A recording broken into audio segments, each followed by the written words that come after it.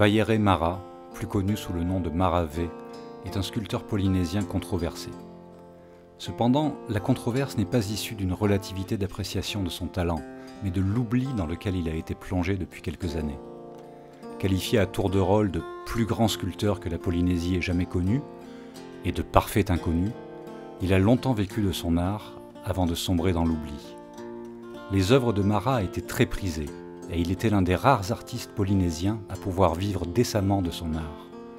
Son succès était tel qu'il a raflé tous les prix des salons de sculpture de l'époque, et que le haut-commissaire Sikurani, qui collectionnait ses œuvres, le qualifiait de génie, et envoyait parfois son chauffeur le chercher à l'aube afin de petit déjeuner en sa compagnie.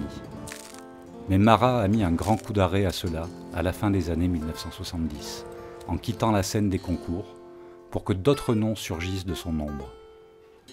Quand on interroge les connaisseurs, ils le qualifient à l'unanimité comme étant le sculpteur de l'époque.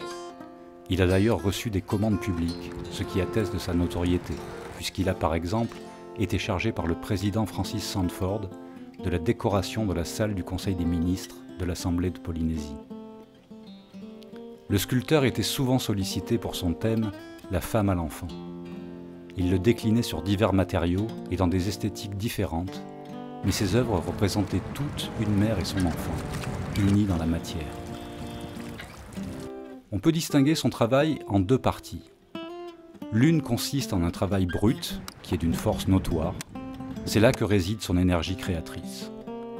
Et la seconde possède une visée plus commerciale, à l'image du thème très connu des mères à l'enfant. Les visages, les corps, les personnages sculptés par Mara se précisent peu à peu à partir d'un matériau brut. Cette métamorphose progressive du corail ou du bois enlève à la sculpture son étanchéité d'avec le monde. Ce qui l'isole malgré tout et permet de l'identifier, c'est sa présence, et non une limite nette à la manière du cadre d'un tableau ou du socle d'une statue.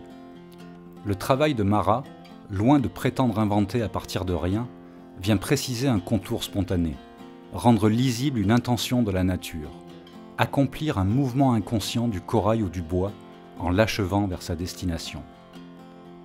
Ce travail d'anthropomorphisation des formes naturelles relève d'un animisme dans le sens mystique du terme. Animer la nature en dévoilant son âme, en traduisant son langage ésotérique en écriture accessible à l'humain. Mara accélère sous nos yeux la dynamique de l'évolution de la vie. Cet élan vital a en effet bousculé les formes accidentelles des rochers, des boues primitives, pour les élaborer en silhouettes végétales, animales et humaines, révélant des présences dans l'ancien désert.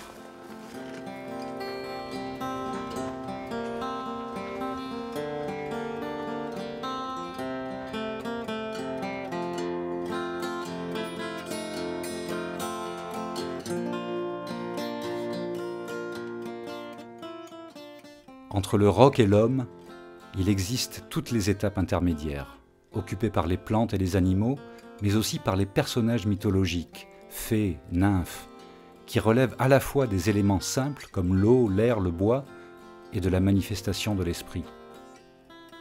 Souvent, les sculptures de Mara représentent ces entités féeriques, vivantes synthèses entre l'animé et l'inanimé.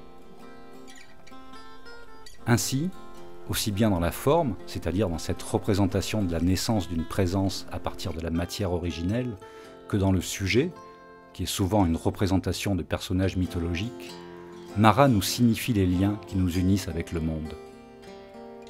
Cette approche relève aussi du rêve dont les formes, floues et indistinctes, exposent surtout de constantes métamorphoses. Et pourtant, malgré cette apparente confusion, le rêve nous étonne par sa magique présence.